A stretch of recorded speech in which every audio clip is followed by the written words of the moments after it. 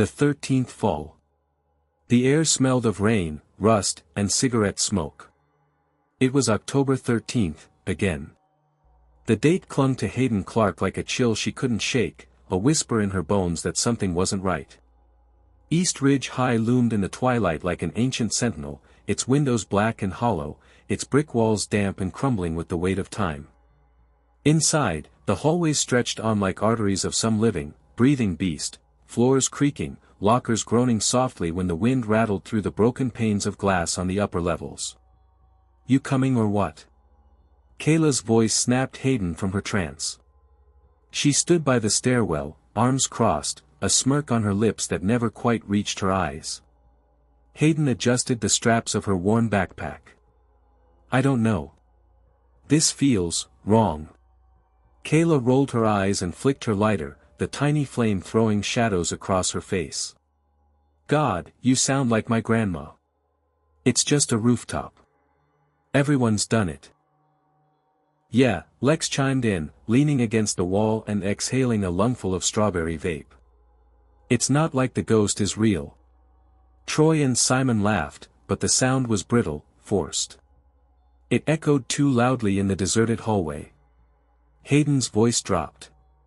"My mom went here. She knew the last girl who." She trailed off, shivering despite the warmth of the building. Kayla waved a dismissive hand. "Urban legend. Every school has one. Come on, let's just have a smoke and go home." The clatter of their footsteps on the metal staircase was deafening. As they ascended, the air grew colder. Paint peeled from the walls, rust clung to the banisters. No one spoke. The deeper they went, the heavier the silence became, like wading through water. At the final door, its metal warped and scratched, Hayden hesitated. "Guys, what if it's true?"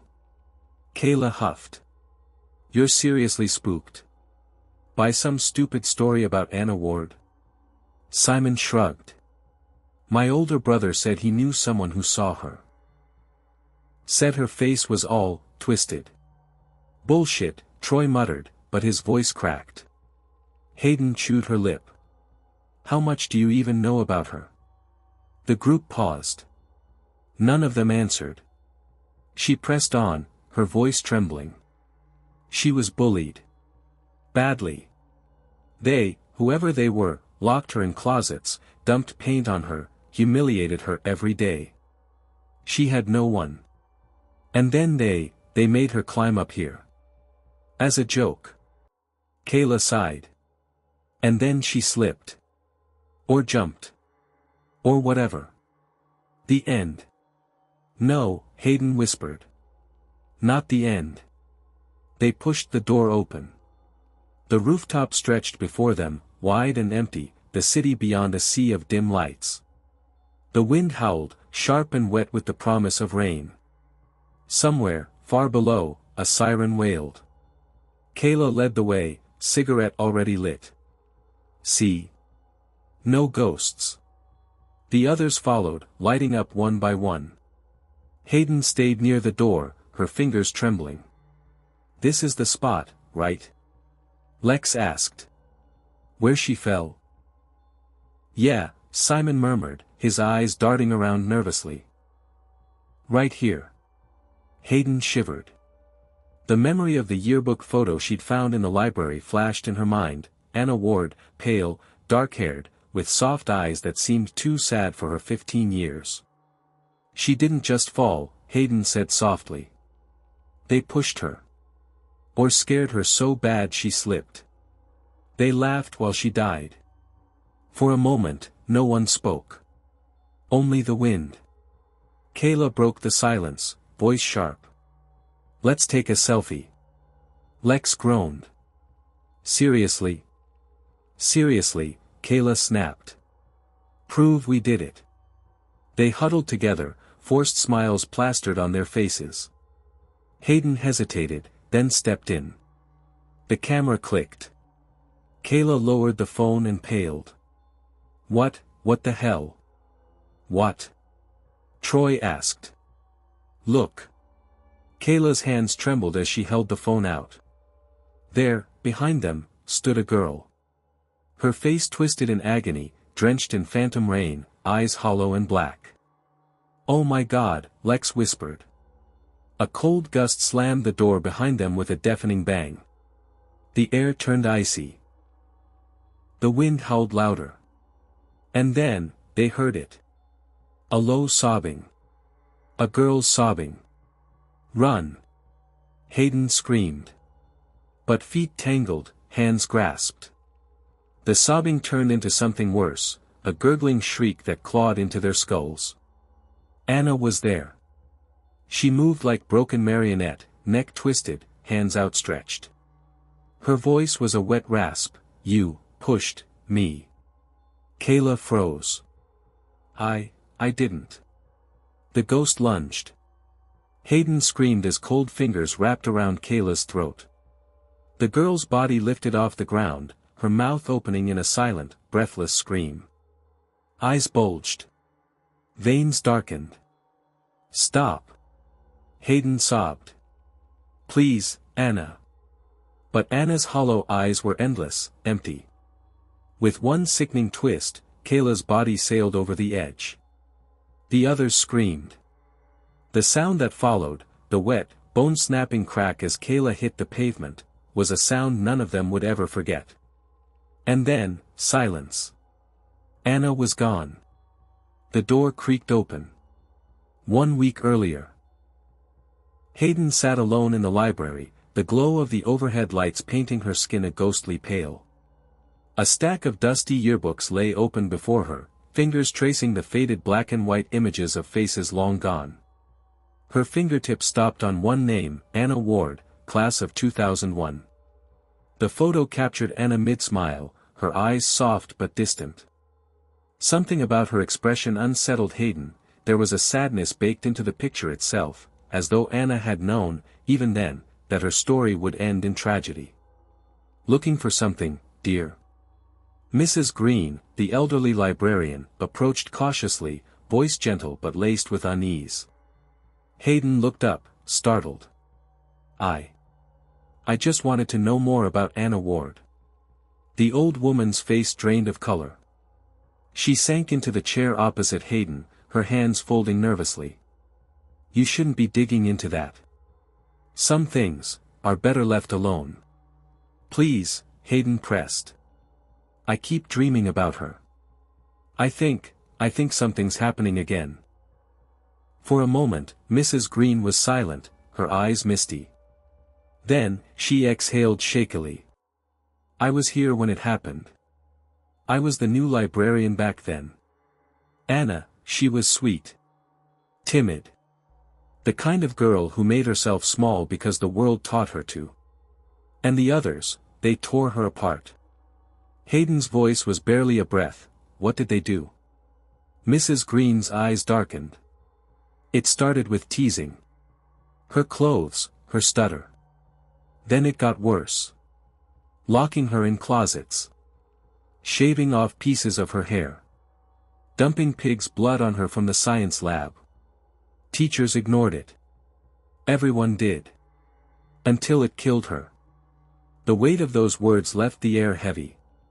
"The night she died," Mrs. Green whispered, her voice cracking, "they lured her to the roof. Told her they'd release humiliating photos if she didn't climb. One of the boys shoved her. It wasn't supposed to be real. But it was.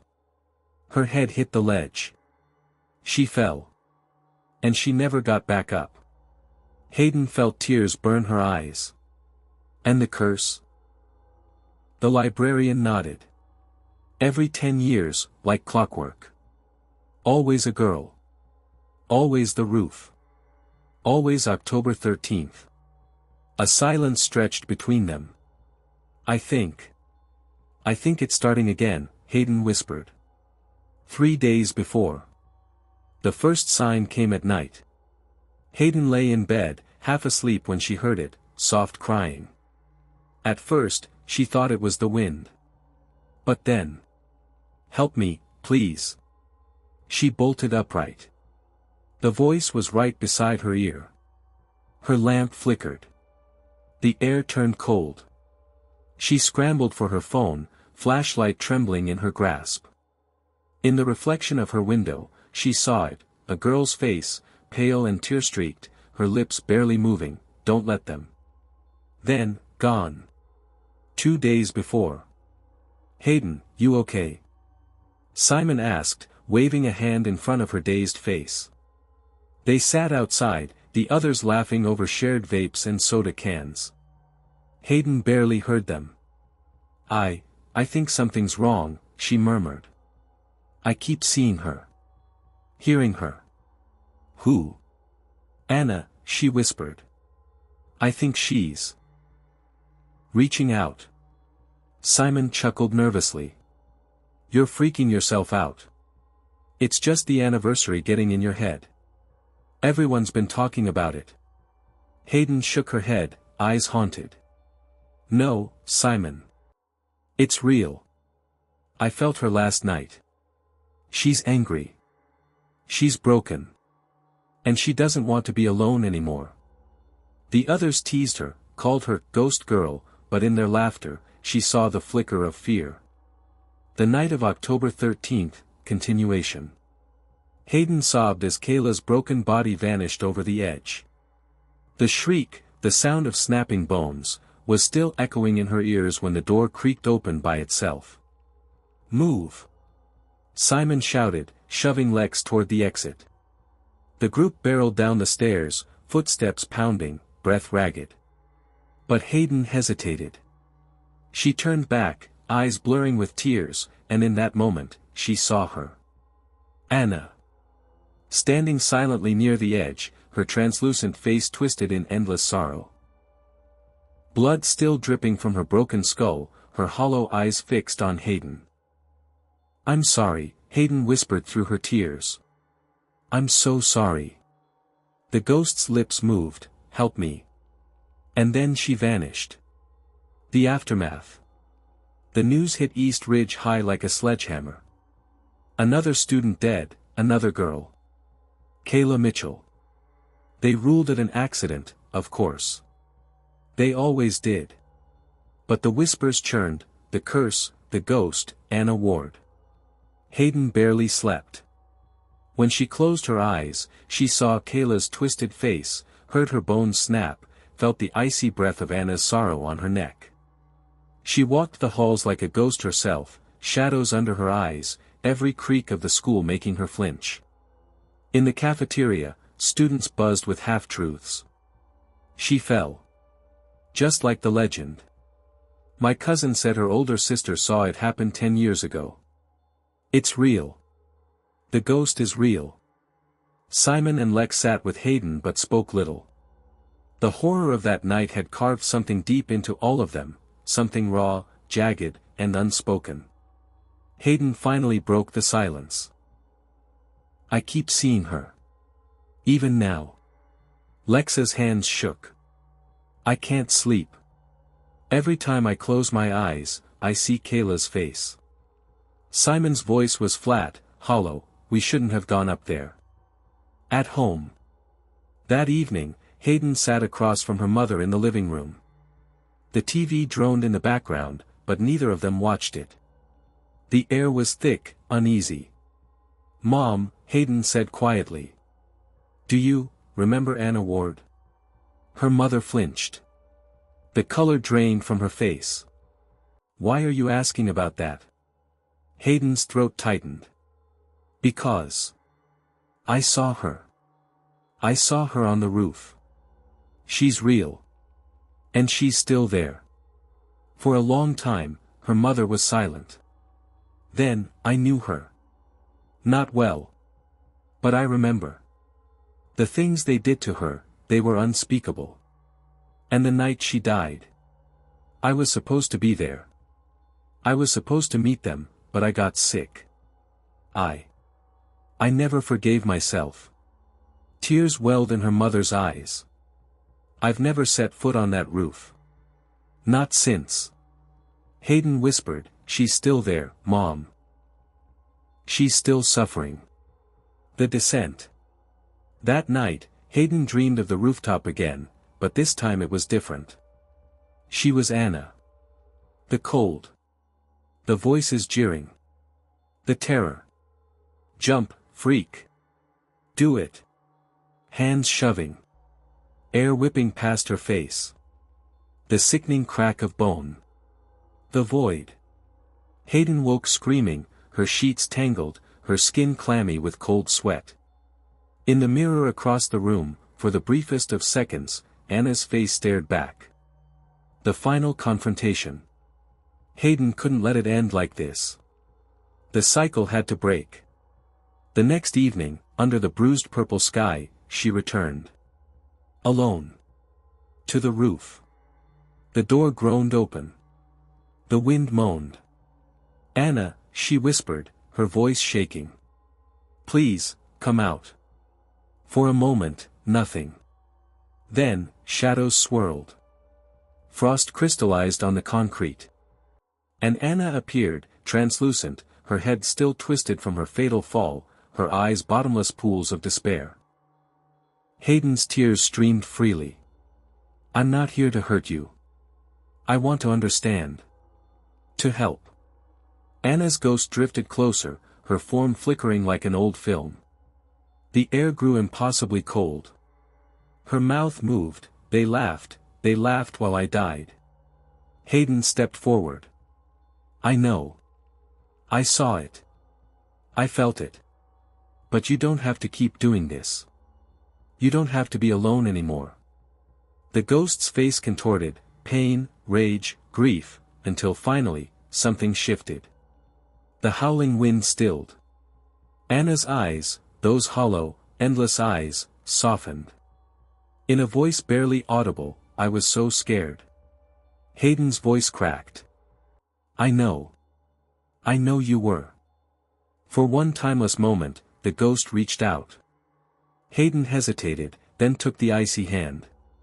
Memories surged through her, Anna's laughter, her tears, the betrayal, the terror, the fall, until it all dissolved into silver light. Anna smiled, barely there. And then, she was gone. Afterward. Weeks passed. The rooftop was permanently sealed. The deaths, the whispers. They faded into the past. But Hayden knew better. Sometimes, late at night, she still heard the wind on her window. A soft, distant voice that murmured, "Thank you." And in the morning, when the frost melted, she sometimes found, just once in a while, a single white flower waiting by her door. The 13th fall had come.